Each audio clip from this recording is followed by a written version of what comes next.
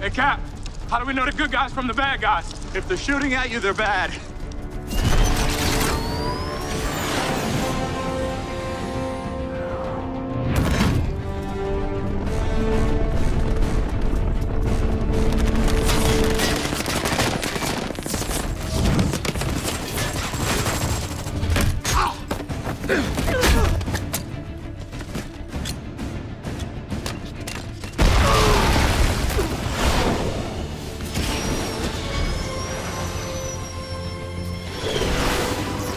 Whoa!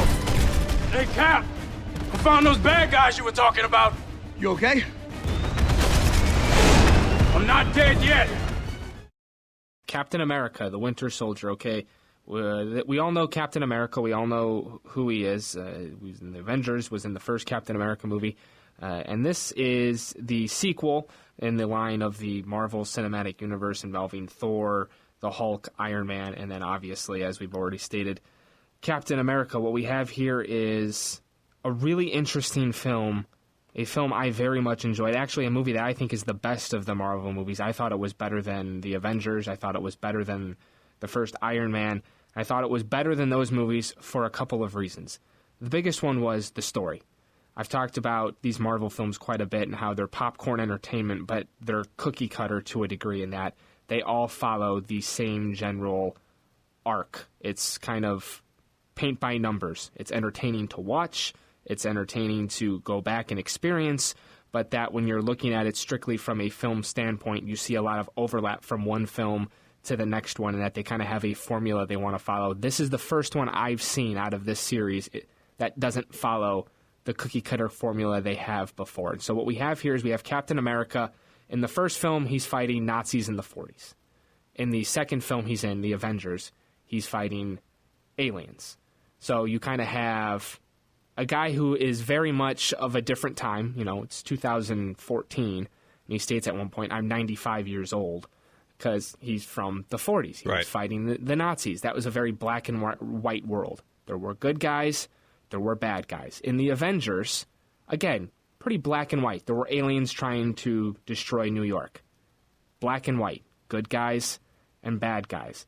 This is a film in which Captain America, for the first time in his life, is dealing with the fact that the world may no longer be black and white. It may involve shades of gray.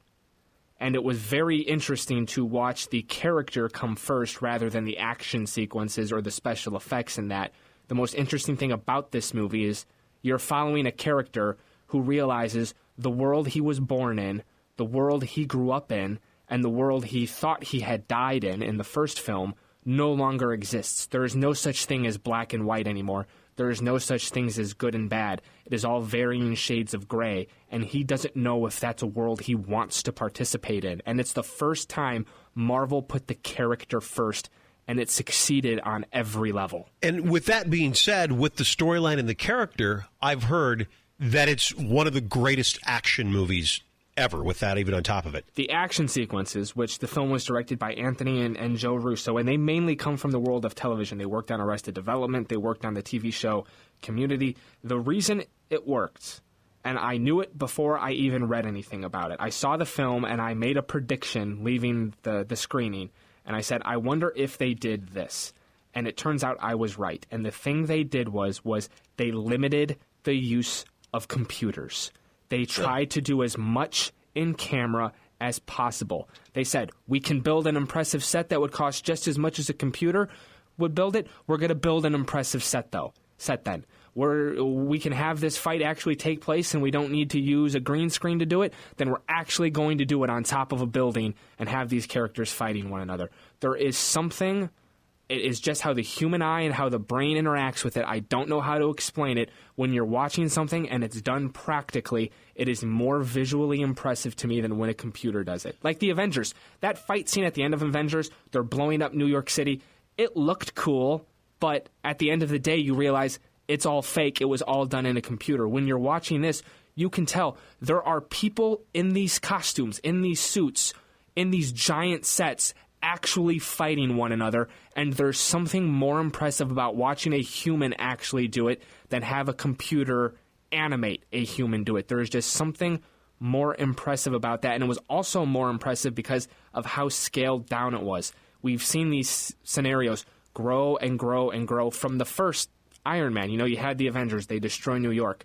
Then in Iron Man 3, the one that followed the Avengers, you had to have the 40-some Iron Man suits. Transformers is the worst. Transformers, where you have these massive explosions and things fighting one another. You can't make out what's going on. It's too big. It's too bombastic. And it's fake because it's a computer doing it all. When you're actually watching, like Chris Evans and Sebastian Stan, the actor who plays the villain in this movie, actually fighting one another on top of a ship floating in the sky. Now, obviously, a computer made the ship float in the sky, but when you're watching them on this giant set actually fight in these beautifully choreographed sequences, it is far more impressive than anything done in the Avengers. So you're giving this a definite go-see, but let me ask you this. Will you be shocked if at the end of the year, after just 3 months of this year, by the end of the year, if this isn't one of your top 5 favorite movies of the year? It most likely will be, simply from the standpoint of story, taking a comic book character and putting story first. You know, Christopher Nolan with the Dark Knight trilogy made it clear that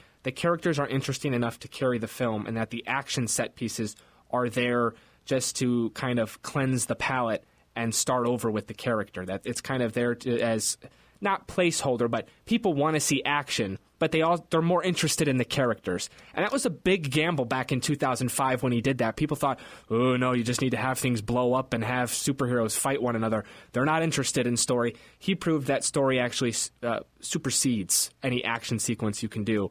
Marvel had always been afraid to do that. They finally did it with this movie, and guess what? The formula worked. The character was more interesting, but the fight sequences are the best in the franchise because, like I said, they're scaled down. You're watching someone actually do something that takes months of preparation and months of choreography and effort. And when you're watching that, it's far more impressive than anything a computer can do. And it's done and it's filmed slightly different than what we've seen in the past.